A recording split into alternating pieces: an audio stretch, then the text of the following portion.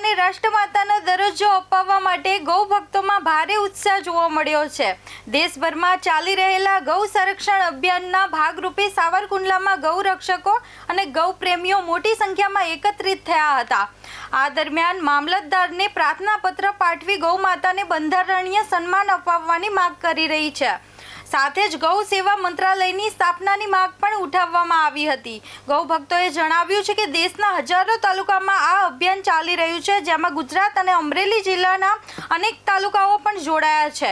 ગૌ માતાના સન્માન માટે લોકો મિસ કોલ દ્વારા પણ પોતાનું સમર્થન નોંધાવી રહ્યા હોવાનું જણાવ્યું છે। સમગ્ર કાર્યક્રમ દરમિયાન ગૌ માતાનું સમર્થનમાં સૂત્રોચ્ચાર અને રેલીનું આયોજન પણ કરવામાં આવ્યું હતું।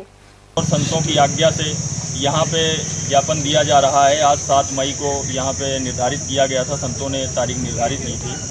समस्त भारत में करीब 5700 कुछ तहसीलें हैं, जिनमें एक साथ 27 अप्रैल को एक ही समय पे ज्ञापन दिया गया है। उस ज्ञापन के माध्यम से सरकार को प्रार्थना की जा रही है। सभी संतों का विचार है और माननीय मुख्यमंत्री जी को, माननीय प्रधानमंत्री जी को, माननीय राष्ट्रपति जी को, माननीय राज्यपाल जी को तहसीलदार जी के द्वारा माध्यम से गांव के और शहर के जितने भी लोग हैं, सबके हस्ताक्षरों को द्वारा